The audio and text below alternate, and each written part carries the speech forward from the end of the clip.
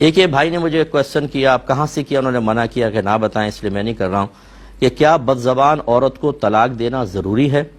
ان کی زوجہ جو ہیں وہ ان کے ساتھ بہت ہی بد زبانی کرتی ہیں، تو کیا اس کو طلاق دینا ضروری ہے؟ اور کہتے ہیں سنا ہے کہ بد زبان عورت کے خاوند کی دعا قبول نہیں ہوتی، اس میں شوہر کا کیا قصور ہے؟ تو پہلی بات تو یہ کہ بات غلط ہے، بد زبان عورت ہو اور شوہر کی دعا قبول نہ ہو، بیکار سی بات ہے، کسی نے غلط کہا۔ دوسرا یہ کہ جو خواتین بد اخلاقی شوہر کے ساتھ کرتی ہیں، یہ بڑا حرام اور گناہ کبیرہ ہے۔ میری بہنوں کو چاہیے کہ میں ایک مرد ہوں، اس وجہ سے آپ اس چیز کو فوراً نیگیٹو نہ لے جائیں، بلکہ اپنے نبی کریم صلی اللہ علیہ وسلم کی تعلیم کو بنیاد بنائیں۔ رحمت کونین صلی اللہ علیہ وسلم نے ارشاد فرمایا کہ شوہر کا حق بیان کرتے ہوئے کہ شوہر کا اتنا حق ہے کہ اگر میں کسی مخلوق کو سجدہ کرنے کا حکم دیتا تو بیویوں کو حکم دیتا کہ اپنے شوہروں کو سجدہ کریں۔ اور دوسرا رحمت کونین صلی اللہ علیہ وسلم نے ایک مرتبہ عورتوں کے گروہ سے فرمایا کہ اے عورتوں، تم کثرت سے صدقہ کیا کرو، کیونکہ میں نے تم میں سے اکثر کو جہنم میں دیکھا ہے۔ اب تم میں سے مراد وہ صحابیات نہیں تھیں، عورتوں کے طبقے کو مخاطب کر کے سرکار فرما رہے ہیں۔ انہوں نے پوچھا رسول اللہ کس وجہ سے؟ فرمایا کہ تم احسان فراموشی کرتی ہو اور ناشکری کرتی ہو۔ عرض کی کیا اللہ کی ناشکری اور اللہ کی احسان فراموشی؟ فرمایا نہیں، شوہر کی۔ پھر فرمایا کہ بعض اوقات شوہر اپنی بیوی کے ساتھ ایک عرصے دراز تک اچھا سلوک کرتا ہے، اور پھر جب اس سے وہ کوئی ناگوار چیز دیکھ لیتی ہے تو وہ کہتی ہے کہ تم نے تو میرے ساتھ کبھی کوئی بھلائی کی ہی نہیں، یعنی تمام احسانات کو فراموش کر دیتی ہے۔ یہ جہنم میں داخلے کا سبب ہے۔ یہ وہ ہے کہ نبی کریم نے اس میں تعداد بیان نہیں کی، ایک دفعہ بھی اگر یہ عورت ایسا کرے گی تو دخول جہنم کا سبب۔ اور جو بیوی ایسا کرے کہ ہر روز شوہر کی عزت اتار کے ہاتھ پہ رکھ رہی ہو، وہ بھی بچوں کے سامنے، اور بد اخلاقیاں کر رہی ہو، شاؤٹنگ کر رہی ہو، چیخ چیخ کے چلا کے گریبان پکڑ رہی ہو۔ اور ایک نے تو شوہر نے کہا مجھے کہ مفتی صاحب میری بیوی نے میرے چہرے پہ تھپڑ مارا، میں کیا کروں؟ تو ان کو بھی میرا جواب یہ دیا کہ بیٹا صبر ہی کرو، ایسے شوہروں کو صبر ہی کرنا ہوگا، جب آپ کچھ کر ہی نہیں سکتے تو صبر کریں، کیونکہ قصور آپ کا بھی ہے کہ آپ نے کون سا بیوی کو دین سکھایا تھا کہ اس موقع پر آپ آیت یا کوئی حدیث یاد دلا کے دل میں خوف پیدا کرتے اور اس کی زبان بند ہو جاتی اور اس کا ہاتھ پیچھے ہو جاتا ہے کہ نہیں میں تو جہنم میں چلی جاؤں گی۔ دین کو تو آپ دور رکھتے ہیں۔ دین یاد ہی اس وقت آتا ہے کہ جب ہمارے ذاتی مفادات پہ ضرب لگتی ہے نا، تو پھر ہمیں دین یاد آتا ہے، اس کی ڈھال کے پیچھے آنے کی کوشش کرتے ہیں تاکہ ہمیں پروٹیکشن مل جائے۔ بھئی پہلے اپنے دین کو اپنے گھر میں داخل کریں۔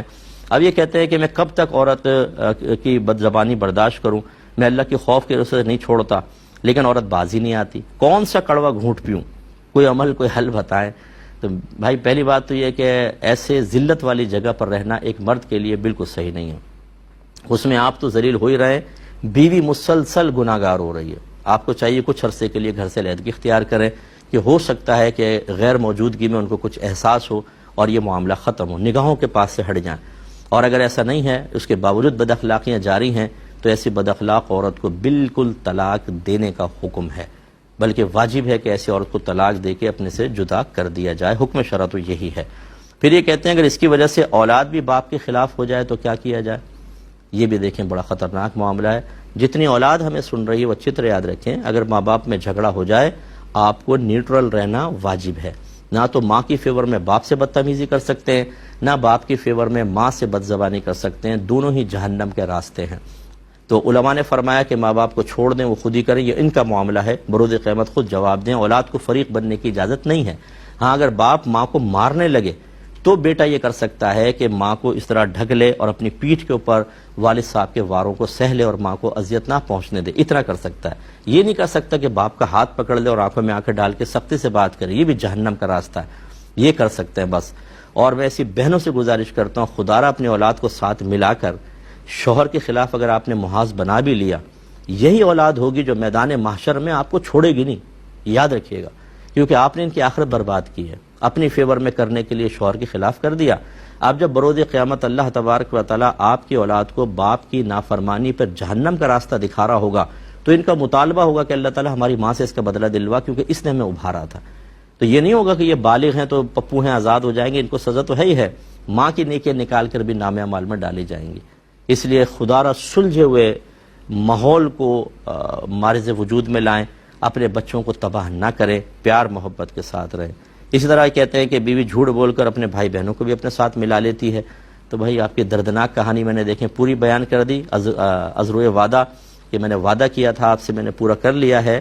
خدا را اپنے دین کو داخل کریں۔ جو لوگ مجھے سن رہے ہیں کہ ہمارے گھر میں تو ماحول ٹھیک ہے، یعنی آپ انتظار کر رہے ہیں کہ پہلے ماحول بگڑے تب آپ ہم سے مشورہ کریں گے مصطفیٰ قرآن حدیث کے بارے میں کیا کہتی ہے. اپنے گھر والوں کو، اپنے بچوں کو دین سکھائیں. اب یہ جو شوہر یہ بیوی ایسا کر رہی ہے کہ اس کے ماں باپ نے دینی تربیت کی ہوتی، کوئی اور لڑکی جرأت کر سکتی تھی ایسا کرنے کی؟ کبھی بھی نہیں. تو اس لیے دین کو فوقیت دیں. اللہ تعالیٰ عمل کی توفیق عطا فرمائے.